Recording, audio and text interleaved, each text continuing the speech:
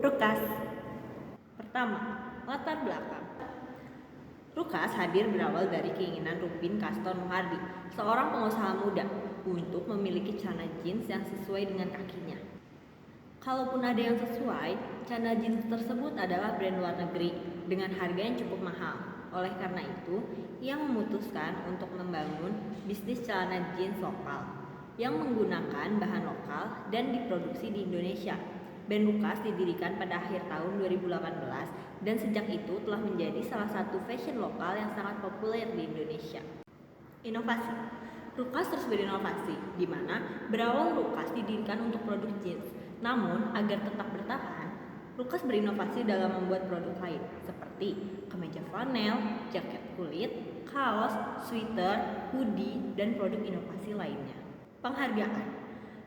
Di tahun 2021, Rukas & Co telah meraih rekor muri kedua untuk penjualan celana jeans terbanyak secara daring dalam waktu 1 menit. Hal ini dicapai dengan seri Rukas X Bigetron dengan 3.326 celana jeans yang ludes hanya dalam waktu 15 menit lewat penjualan secara online.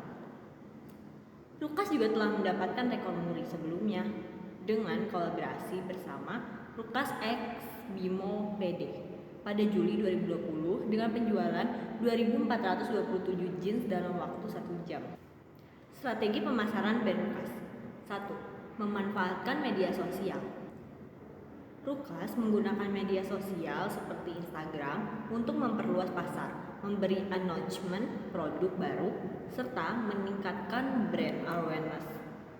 Selain Instagram, Rukas juga menggunakan TikTok untuk membagikan behind the scene atas pemotretan produk mereka. Pemanfaatan platform media sosial ini sebagai lapak dan media promosi untuk memperluas produknya. 2. Kolaborasi.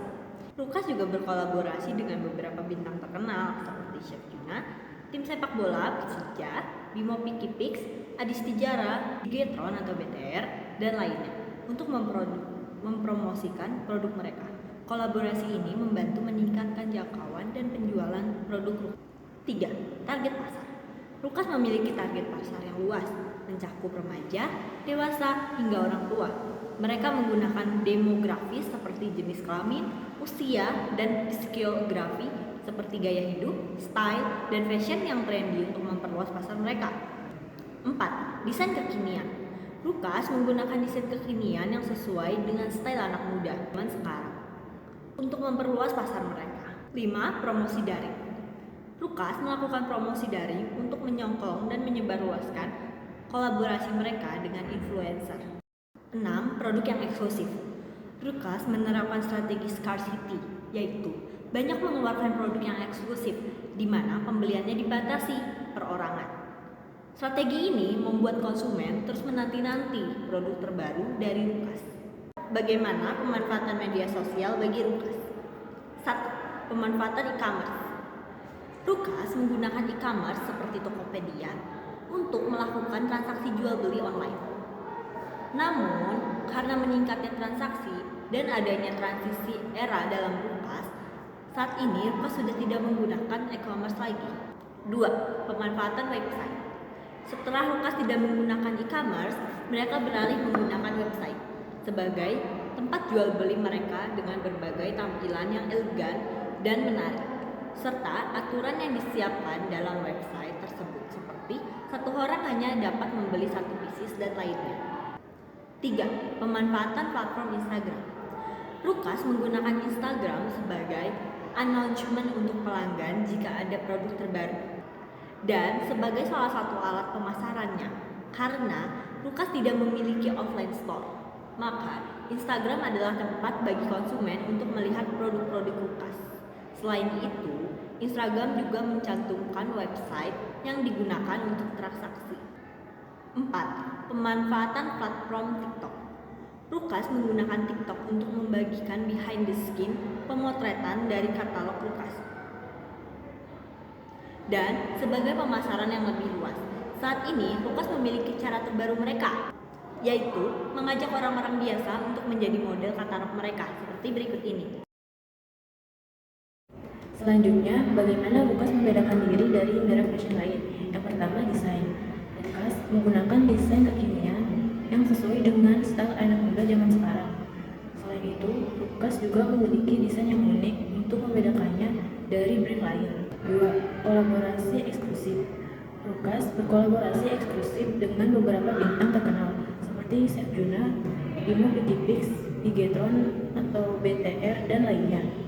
Lalu yang ketiga, sudah tidak menggunakan e-commerce. Penggunaan e-commerce membedakan dari brand lain karena saat ini brand berlomba-lomba untuk selalu menyertakan produk di berbagai e-commerce.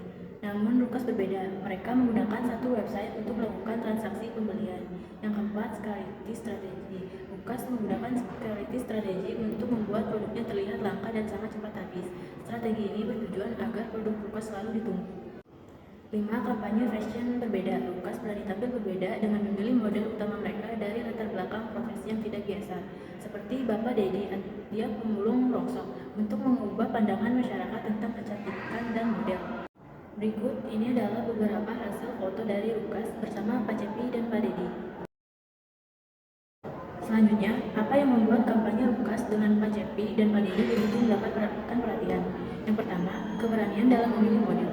Lukas berani tampil berbeda dengan memilih model utama mereka dari latar belakang profesi yang tidak biasa, yaitu Bapak Cepi, seorang juru parkir, dan Bapak Dedi, seorang pemulung rongsok. Keberanian ini menarik perhatian masyarakat dan membuat kampanye ini menjadi berita utama. Lalu yang kedua, inklusivitas dan keberagaman. Kampanye ini menyoroti cerita hidup yang penuh perjuangan dan keberanian Bapak Cepi dan Bapak Dedi, serta menginspirasi dengan menyoroti keberagaman dan kecantikan dalam keberagaman. Hal ini membuat masyarakat melihat kampanye ini sebagai langkah maju dalam inklusivitas dan keberagaman dalam industri fashion. Yang ketiga, gaya fashion modern. Proses pemotretan dilakukan di berbagai lokasi yang menunjukkan keseharian mereka, yang dipadukan dengan gaya fashion modern dari Lukas. Hal ini membuat kampanye ini menjadi sangat menarik dan berbeda dari kampanye lain. Lalu yang keempat, reaksi positif. Kampanye ini mendapat sambutan hangat dari berbagai kalangan, termasuk para pencinta fashion yang memuji keberanian Lukas dalam memilih model yang tidak konvensional dan memberikan panggung bagi suara yang seringkali tidak terduga. 5. Media sosial. Kampanye ini dipromosikan melalui berbagai media sosial seperti TikTok, yang membuatnya mudah diakses dan dilihat oleh masyarakat. Selanjutnya, ada tantangan dan kekurangan dari brand Lukas. Yang pertama, banyaknya saingan. Banyaknya pebisnis fashion yang menjajalkan produknya, baik secara online maupun offline. Hampir setiap pertokoan yang ditemukan di mall maupun pasar menawarkan produk fashion. Apalagi Lukas hanya berfokus dalam penjualan online. Yang kedua, tingkat repeat order kecil. Pakaian memiliki sifat tahan lama, maka kemungkinan untuk repeat order tergolong kecil. Apalagi pada konsumen yang tidak terlalu mengikuti tren fashion dan tidak mesti up to date. Yang ketiga, biaya marketing yang besar.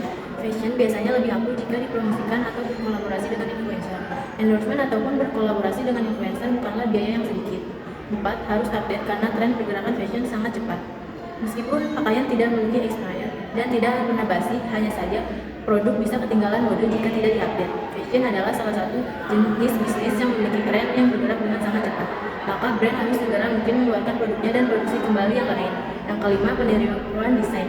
Kemudahan akses informasi dan teknologi membuat desain Lukas mudah ditiru, sehingga sulit untuk mempertahankan keunikan daya tarik produk. Apalagi produk Lukas dikenal terbatas, maka beberapa brand dapat membuat produk yang serupa, karena akan ada konsumen yang tidak mendapatkan produk tersebut. Baik, berikut adalah pemaparan dari kami tentang brand Lukas. Informasi yang kami dapatkan berasal dari penelitian kami melalui internet, baik dalam platform berita maupun dalam platform media Lukas itu sendiri.